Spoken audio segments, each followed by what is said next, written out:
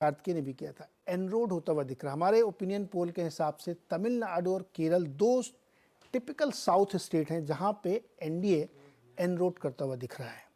दोनों राज्यों में उसकी सीटें आती हुई दिख रही हैं हमारे ओपिनियन पोल के हिसाब से, तमिलनाडु में भी और केरल में भी। अब इस एनडीए को 2 सीटें मिल सकती हैं केरल में 18% वोट के साथ, इंडिया अलायंस को 14 सीटें 47% वोट, और एलडीएफ जो उसमें अलग से उसको 35% वोट के साथ।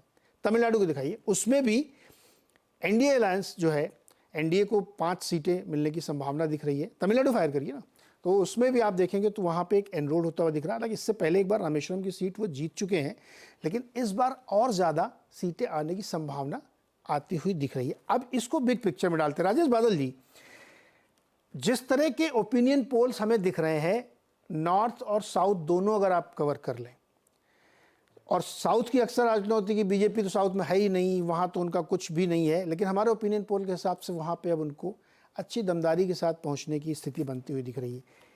क्या ये कहा जा सकता है कि पैन इंडिया वेव है? देखिए, पैन इंडिया वेव तो मैं अभी इसको नहीं कहूंगा, क्योंकि मैंने कहा ना कि आचार संहिता अभी शुरू नहीं हुई है, लागू नहीं हुई है, चुनावों का ऐलान अभी होना बाकी है, और उसके बाद 1.5 महीने का करीब करीब समय रहेगा। लेकिन मैं ये निश्चित रूप से कह सकता हूं कि चूंकि 10 वर्ष तक जो पार्टी सत्ता में रही हो, उसको दक्षिण भारत में विस्तार करना इसलिए भी आवश्यक है कि जो सफलता, जो कामयाबी उसको उत्तर भारत में या हिंदी बेल्ट में मिलती है, उसमें 10 वर्षों का अगर कोई नकारात्मक वोट है तो उसकी भरपाई वो कहां से करना चाहेगी? यकीनन उसकी दक्षिण भारत से भरपाई करना चाहेगी। केरल में उसका संघ का प्रभाव हम देखते हैं कि संघ का प्रभाव है। तमिलनाडु में रामेश्वरम का उदाहरण आपने दिया, तो अब एआईडीएमके की स्थिति क्या होती है ये भी आने वाले दिनों में स्पष्ट होगा। और मुझे, जैसा कि मैं कह रहा हूं, तमिलनाडु में बहुत बड़ी बात होती है चेहरों पर, नीरज जी, क्योंकि मैं तमिलनाडु में इलेक्शन कवर किए हैं कई बार, केरल भी किया है, पौंडीचेरी भी गया हूं, लेकिन वहां जब तक चेहरे सामने नहीं आएंगे तब तक ये कहना मुश्किल होता है कि किसी पार्टी का कोई इतना जनाधार इतना पक्का है। लेकिन हाँ, ये अच्छी बात है कि जो आपका सर्वे, जो आपने सर्वे की तकनीक बताई शुरुआत में, इतना व्यापक और गहन सर्वे अगर हुआ है, तो अगर कोई पार्टी जो राष्ट्रीय पार्टी है खाता खोलती है तो यकीनन ये एक हेल्दी डेमोक्रेसी की बात है। जी, मैं राजेश जी देखिए, मैं यहाँ पे एक बहुत ऑब्जेक्टिवली आप सोच के देखिए, सारे लोगों को देखना चाहिए। जब त्रिपुरा में भारी विजय मिली थी बीजेपी को, क्या था, क्या वहाँ पे कुछ उनका धुर लेफ्टिस्ट स्टेट था वहाँ पे, कितने सालों से मालिक सरकार चल रही थी, मालिक सरकार जी की सरकार चल रही थी, लेकिन वहाँ पे बीजेपी ने एकदम पलट दिया।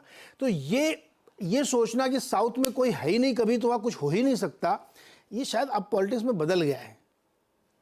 तभी तो कि देखिए, दक्षिण भारत की तरफ भारतीय जनता पार्टी अपनी प्रयास या कोशिश क्यों करेगी? इनकेस अगर उत्तर भारत से कोई झटका लगता है तो फिर उसको दक्षिण भारत में चाहिए। और एक मैं मानता हूं कि एक राष्ट्रीय पार्टी होने के नाते उसको अखिल भारतीय तो होना ही चाहिए, तो दक्षिण भारत भी होना चाहिए। नॉर्थ ईस्ट में तो उसने अपनी उपस्थिति दर्ज करा दी है, तो दक्षिण भारत में अगर कोई उपस्थिति बनती है तो यकीनन ये अच्छी बात है। जी जी, आकुश श्रीवास्तव जी, साउथ में बीजेपी या एनडीए कहें, वो अपनी इनरोड बना रहे हैं, केरल में भी और तमिलनाडु में भी।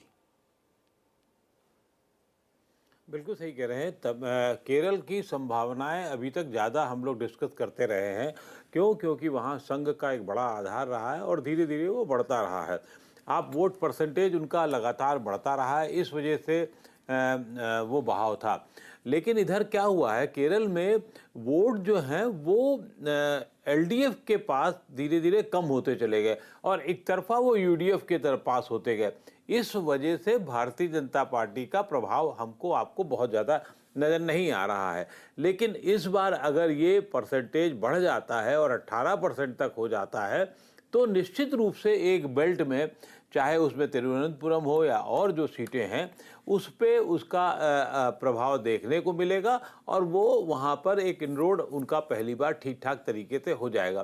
तमिलनाडु की जहाँ तक बात है, तमिलनाडु का क्योंकि बड़ा राज्य है और बड़े राज्य की वजह से कर्नाटक से मिलती सीमा या बाकी और जगहों से वो वहाँ कुछ पॉकेट्स में, और ख़ास तौर से जैसे त्रिचूर वाल वो जो जहाँ कपड़ा बेल्ट है उनकी, उसका इलाका वहाँ बताते हैं कि थोड़ा ज़्यादा है वो। अब कितना है, कितना नहीं है, कितना निकल पाएगा, वोट परसेंटेज के खेल थे। जब तक वो बराबर का नहीं होता तब तक आप सीटें उसमें बहुत ज़्यादा अंदाज़ा नहीं लगा सकते, क्योंकि परसेंटेज अभी कम है तो वो कुछ इलाकों में ही उसका प्रभाव सर, दिखता एक है। मिनट रोकता हूँ आपको।